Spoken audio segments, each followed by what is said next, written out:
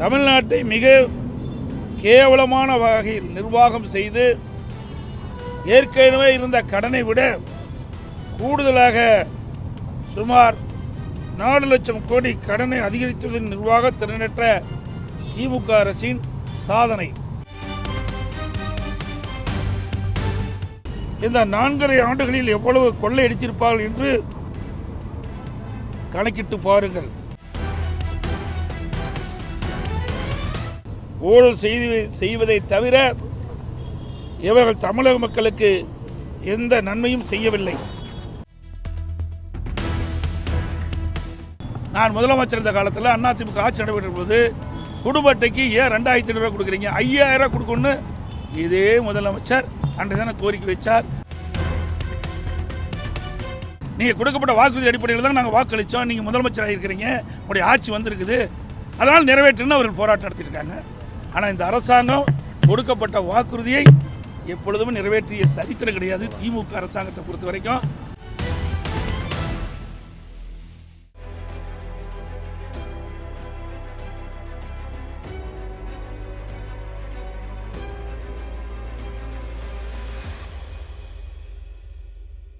கொள்ளையடித்து தமிழ்நாட்டை மிகப்பெரிய கடன் சுமையில் தள்ளியுள்ளது. இதை பொறுப்புள்ள எதிர்க்கட்சியாக சுட்டிக்காட்டுகிறோம். திமுக கடந்த 56 மாத கால வருடத்திற்கு 1 லட்சம் கடன் வாங்கி தமிழ்நாட்டை மிக கேவலமான வகையில் நிர்வாகம் செய்து ஏற்கனவே இருந்த கடனை விட கூடுதலாக சுமார் 4 லட்சம் கோடி கடனை அதிகரித்துள்ள நிர்வாக திறனற்ற திமுக அரசின் சாதனை. ஆட்சிக்கு வந்த ஒரு வருடத்திலேயே விடியா திமுக அரசு கொள்ளையடித்த எல்லா ஆடியோவிலும் வந்த செய்தி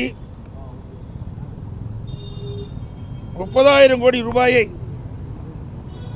திரு சபரீசன் அவர்களும் திரு உதயநிதி அவர்களும் என்ன செய்வது என்று தெரியாமல் தவித்து வருவதாக அப்போதைய நிதியமைச்சர் திரு பழனிவேல் தியாகராஜன் அவர்கள் தெரிவித்தது அனைவரும் அறிவீர்கள். ஒரு ஆண்டுக்கே இவ்வளவு என்றால் இந்த 4.5 ஆண்டுகளில் எவ்வளவு கொள்ளையடித்திருப்பார்கள் என்று கணக்கிட்டு பாருங்கள். ஊழல் செய்வதை தவிர இவர்கள் தமிழக மக்களுக்கு எந்த நன்மையும் செய்யவில்லை. விஞ்ஞான முறையில் ஊழல் செய்யக்கூடிய கட்சி திராவிட முன்னேற்ற கழக கட்சி. அந்த வகையில் அரசின் பல்வேறு துறைகளில் மிக அதிக அளவில் ஊழல் செய்து தமிழக மக்களை அதிர்ச்சிக்குள்ளாகி இருக்கிறது என்பதை இந்த நேரத்தில் மேதக ஆளுநர் அவர்களுக்கு சுட்டிக்காட்டுகின்றோம். அதை துறை வாரியாக எவ்வளவு ஊழல்கள் நடைபெற்றது என்ற விவரத்தையும் நாங்கள் சுட்டிக்காட்டுகின்றோம். அதனுடைய விவரம் நகராட்சி நிர்வாகம் மற்றும் குடிநீர் வழங்கல் துறையில் 64,000 கோடி, ஊரக வளர்ச்சி மற்றும் பஞ்சாயத்து ராஜ் துறையில் 60,000 கோடி, சுரங்கம் மற்றும் கனிம வளத்துறையில் 60,000 கோடி, எரிசக்தி துறையில் 55,000 கோடி, கலால் வரி டாஸ்மாக் 50,000 கோடி, பத்திரப்பதிவுத்துறை 20,000 கோடி, நெடுஞ்சாலை துறையில் 20,000 கோடி, நீர் ஆதாரத்துறையில் 17,000 கோடி, சென்னை மாநகராட்சியில் 10,000 கோடி, தொழில்துறையில் 8,000 கோடி, பள்ளி கல்வித்துறையில் 5,000 கோடி, மக்கள் நல்வாழ்வுத்துறையில் 5,000 கோடி, வேளாண்மை துறையில் 5,000 கோடி, சமூக நலத்துறையில் 4,000 கோடி, உயர்கல்வித்துறையில் 1,500 கோடி, இந்து சமய அறத்துறையில் 1000 கோடி, ஆதி திராவிட நலத்துறையில் 1000 கோடி, சுற்றுச்சூழல் மற்றும் வனத்துறையில் 750 கோடி, இளைஞர் நலன் மற்றும் விளையாட்டுத்துறையில் 500 கோடி, சிறைத்துறையில் 500 கோடி, சுற்றுலாத்துறையில் 250 கோடி, பால்வளத்துறையில் 250 கோடி, இப்படி பல்வேறு துறைகளில் கொள்ளையடித்தது எப்படி என்பதிலே திராவிட முன்னேற்ற கழகம் குறிப்பாக இருந்திருக்கிறது. ஆட்சி நிர்வாகம் சீராக இல்லாமல் சட்ட ஒழுங்கு சந்தி சிரித்துள்ளது. மக்களுக்கு போதிய பாதுகாப்பு இல்லை. தமிழகத்தில் தொழில் துவங்க வந்த முதலீடுகள் அண்டை மாநிலத்துக்கு சென்று விட்டன. அதோடு இப்போ நாங்கள் கொடுக்கப்பட்டதில் பட்டியலில் சுமார் 4 லட்சம் கோடி இந்த 4.5 ஆண்டுகளில் திராவிட முன்னேற்ற கழக ஆட்சியில் பல்வேறு துறைகள் ஊழல் நடைபெற்றிருக்கிறது. அந்த ஊழல் நடைபெற்ற என்னென்ன ஆதாரங்கள் வேணுமோ அதையெல்லாம் நாங்கள் கொடுத்திருக்கின்றோம். இந்த புத்தகத்தில் முழுமையான விவரங்கள் நாங்கள் கொடுத்திருக்கிறோம். நான் குறிப்பிட்ட துறைகளில் ஒவ்வொரு துறையிலும் எத்தனை ஆயிரம் கோடி ஊழல் நடைபெற்றது என்ற விவரம் முழுமையாக இந்த புத்தகத்தில் இடம்பெற்றிருக்கிறது, ஆதாரத்தோடு இடம்பெற்றிருக்கிறது. இதை மாண்புமிகு மேதகு ஆளுநர்கிட்ட கொடுத்திருக்கிறோம். ஆளுநரிடத்திலும் கோரிக்கை வைத்திருக்கின்றோம்.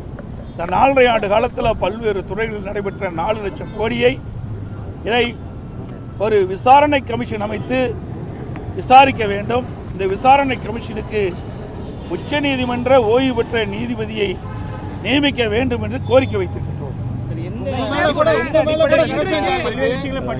சார், இதுதான் இதுக்கு ஆதாரம் தான் இருக்குது. இல்லை என்ன அடிப்படைன்னா ஆதாரத்தோடு கொடுத்துருக்கோம்.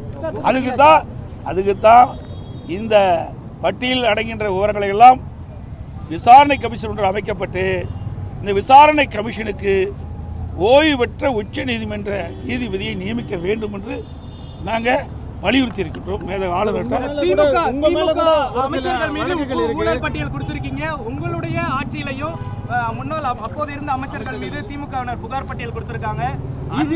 விசாரணையையும் இதை டைவர்ட் பண்ணாதீங்க, இதை மட்டும் பேசுங்க. அதெல்லாம் ஏற்கனவே பல முறை கேட்டு இதையெல்லாம் ஏற்கனவே நீங்க கேட்டவரெல்லாம் ஏற்கனவே கேட்டு அதுக்கு பதில் அளித்து விட்டது. இப்போ இதற்கு என்னன்னு அதை கேளுங்க, அதை கேட்க மாட்டேங்கிறீங்க. அதை விட்டுட்டு இதை டைவர்ட் பண்ணி நீங்கள் வேற விதமாக கேட்குறது அவ்வளோ பொருத்தமாக இருக்காது. நாங்கள் ஏற்கனவே நீங்கள் கேட்ட கேள்விக்கெல்லாம் பதிலளித்து விட்டோம். எம்ஏ கூட வழக்கு போட்டாங்க. உயர்நீதிமன்றத்தில் நான் வழக்கு நடத்துறேன்னு சொன்னேன். வழக்கு போட்டவங்க RS பாரதி திரும்ப பெறன்னு சொன்னாங்க. நிரபராதின்னு நிரூபித்து தாங்க நிற்கிறோம். ஆனால் திராவிட முன்னேற்ற கழகம் ஆட்சி வந்ததிலிருந்து பல்வேறு துறைகளில் நடைபெற்றிருக்குது. இதை இங்கே கூட சொல்லுங்களேன். இன்றைக்கி ED 2 முறை ஒரு துறையில் பல்வேறு ஊழல் நடைபெற்றது என்று சுட்டிக்காட்டி அரசுக்கு அறிக்கை அனுப்பப்பட்டிருக்குது. அந்த அறிக்கை அடிப்படையில் ஆதாரத்தோடு கொடுத்துருக்குறாங்க. இன்னும் FIR போடல இந்த அரசாங்கம். அதை என்னென்னு கேளுங்க, அதை கேட்க மாட்டேங்கிறீங்களே. அதே போல் கிட்னி முறைகேடு இந்த அரசாங்கமே கண்டுபிடிச்சி அதுக்கு ஒரு குழு போட்டு போய் ஆய்வு செய்து முறைகேடு நடந்தது உண்மை என்று அரசுக்கு அறிக்கை தாக்கல் செய்யப்பட்ட பிறகு இதுவரைக்கும் என்ன நடவடிக்கை எடுத்திருக்குது? அது யாருடைய மருத்துவமனை? திமுக சட்டமன்ற உறுப்பினருடைய மருத்துவமனை. அதனால நடவடிக்கை எடுக்கல. இதையெல்லாம் கேள்வி கேளுங்க, இதற்கு விவாதம் வைங்க. ஒரு தயவு செய்து ஊடக நண்பர்கள் பத்திரிகை வேணும், ஒரு டிவியாவது ஒரு தொலைக்காட்சியாவது இந்த கிட்னி முறைகேடு நடந்தது விவாதம் மேடை வச்சிக்கலாம். எங்கள் தும்புனா அதிமுக தும்புனா விவாதம் மேடை வைக்கிறீங்க, இரும்புனா விவாதம் மேடை வைக்கிறீங்க.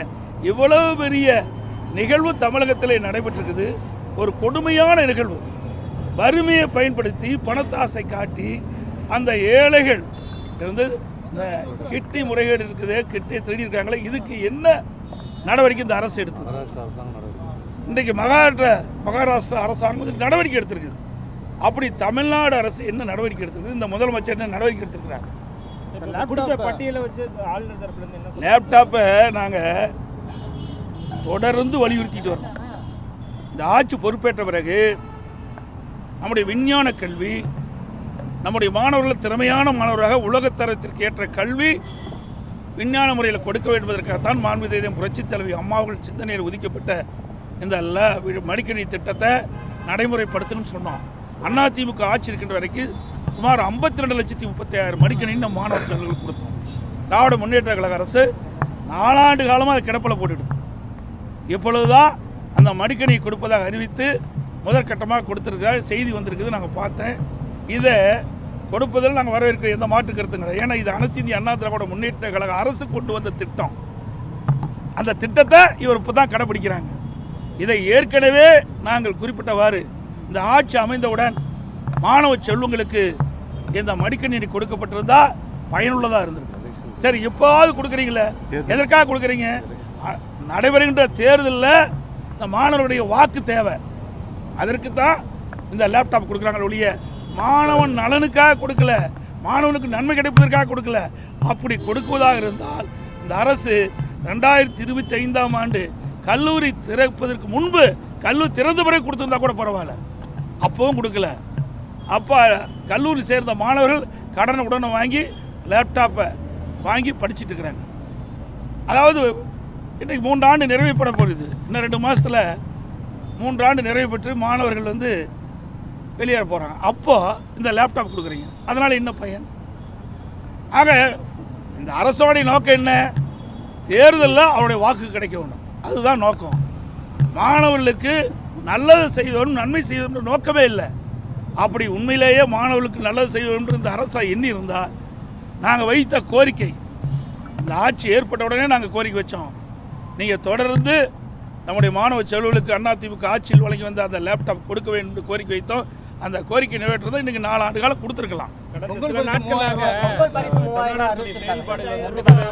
அதாவது இப்போ எல்லாமே தேர்தல் நோக்கி தான் இந்த அரசு பயணம் பண்ணிட்டு இருக்குது. மக்களுக்கு நன்மை செய்வதற்காக கொடுக்கல, மக்கள் படிக்கின்ற கஷ்டத்தை பார்த்து கொடுக்கல. வருகின்ற சட்டமன்ற தேர்தலில் திராவிட முன்னேற்ற கழகத்துக்கு மக்களுடைய செல்வாக்கு இழந்து விட்டார்கள், தோல்வி பயம் வந்துட்டது. அதில் எப்படியெல்லாம் இந்த மக்களை ஏமாற்றி விஞ்ஞான முறையில் அவருடைய வாக்குகளை பெறுவதற்கு தான் தந்திரமாக இந்த ஸ்டாலின் அவர்கள் இந்த அறிவிப்பை வெளியிட்டிருக்காங்க. அதன் அடிப்படையில் தான் குடும்ப அட்டைக்கு இன்றைய தினம் 3000 ரூபா அறிவிச்சிருக்கிறாங்க.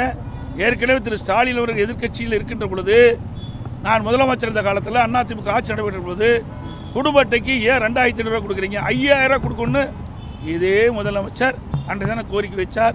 அந்த அடிப்படையில் தான் நான் 15 நாளுக்கு முன்பாகவே எங்களுடைய எழுச்சி பயணத்தின் போது கூட்டத்தில் தெரிவித்தேன், திரு ஸ்டாலின் அவர்களே நீங்கள் 5000 ரூபா குடும்ப அட்டை கொடுப்புன்னு கோரிக்கை வச்சீங்க. அதன் அடிப்படையில் இந்த 3 ஆண்டு காலமாக பொங்கல் தொகுப்பு தான் வழங்கப்பட்டது, பொங்கல் பரிசு கொடுக்கல. அதன் அடிப்படையில் இது உங்களுக்கு இறுதி ஆண்டு, இனிமேல் திமுக ஆட்சிக்கு வருவது என்பது இயலாத காரியம். கடைசியிலாவது மக்கள் மகிழ்ச்சியோடு இருக்கின்ற அடிப்படையில் எல்லா குடும்ப அட்டைக்கும் 5000 ரூபா வழங்க வேண்டும். நீங்க வைத்த கோரிக்கை தான் இப்ப நான் சொல்றேன்னு சொல்லிடுறேன். ஆனா இப்ப 3000 தான் கொடுத்துருக்காங்க. தெரியல எனக்கு, இப்பதான் வந்திருக்கு, எனக்கு தெரியல. அது முழு விவரம் கிடைத்த பிறகு அதற்கு உண்டான பதில் சொல்றேன். தாங்க எல்லாமே தேர்தலை நோக்கி கொடுக்கப்பட்ட அறிவிப்பு. 2021ஆம் ஆண்டு எப்படியாவது ஆட்சிக்கு வர வேண்டும் என்ற அடிப்படையில் நிறைவேற்ற முடியாத அறிவிப்புகள்லாம் அறிவித்தாங்க. அறிவித்தபடி அந்த தூய்மை பணியாளர்கள் கேட்குறாங்க இந்த அரசாங்கத்தில். 2021ஆம் ஆண்டு திராவிட முன்னேற்ற கழக தேர்தல் அறிக்கையில் என்னென்ன வாக்குறுதி கொடுத்தீங்களோ அந்த வாக்குறுதி அடிப்படையில் தூய்மை பணியாளர்கள் இந்த அரசாங்கத்தை கேட்குறாங்க. அவர் கேட்குறது நியாயம் தானே? நீங்கள் கொடுக்கப்பட்ட வாக்குறுதி தானே கேட்குறாங்க. நீங்கள் கொடுக்கப்பட்ட வாக்குறுதி அடிப்படையில் தான் நாங்கள் வாக்களித்தோம், நீங்கள் முதலமைச்சராக இருக்கிறீங்க, உங்களுடைய ஆட்சி வந்திருக்குது, அதனால் நிறைவேற்றுன்னு அவர்கள் போராட்டம் நடத்தியிருக்காங்க. ஆனால் இந்த அரசாங்கம் கொடுக்கப்பட்ட வாக்குறுதியை எப்பொழுதுமே நிறைவேற்றிய சரித்திரம் கிடையாது திமுக அரசாங்கத்தை பொறுத்த வரைக்கும். அதுபோல் 525 அறிவிப்புகள் 2021ஆம் ஆண்டு அறிவித்தாங்க. அதில் 4இல் 1 பங்கு கூட நிறைவேற்றலை. இதுதான் உண்மை, யதார்த்தம். இது மட்டும் இல்லை, இன்றைக்கி தமிழகத்தில் பல போராட்டம் நடந்துருக்குது. விவசாயிகள் போராட்டம், பஸ் தொழிலாளர் போராட்டம், செவிலியர் போராட்டம், இடைநிலை ஆசிரியர்கள் போராட்டம், தூய்மை பணியாளர் போராட்டம், இப்படி எல்லா தரப்புமே இன்றைக்கி போராட்டத்துக்கு வந்துட்டாங்க, வீதியில் வந்து போராடிட்டு இருக்கிறாங்க. இன்றைக்கு தமிழகம் ஒரு போராட்ட களமாக மாறிவிட்டது. இந்த ஆட்சி விரைவில் அகற்றப்படும் என்று இதிலிருந்து தெரிகிறது. நடைபெறுகின்ற சட்டமன்ற பொதுத் தேர்தலில் அனைத்து இந்திய அண்ணா திராவிட முன்னேற்ற கழக தலைமையில் அமைக்கப்பட்ட கூட்டணி அதிக இடங்களில் வென்று அனைத்து இந்திய அண்ணா திராவிட முன்னேற்ற கழகம் தனி பெரும்பான்மையோட ஆட்சி அமைக்கும். இவ்வளவு பெரிய ஊழல் எந்த மாநிலத்தில் நடக்கல, தமிழ்நாட்டில் தான் நடந்திருக்குது. அதுக்கெல்லாம் மக்கள் உரிய தீர்ப்பை வருகின்ற சட்டமன்ற தேர்தலில் அளிப்பால் என்று சொல்லி அனைத்து ஊடகங்களுக்கும் நன்றி வணக்கம்.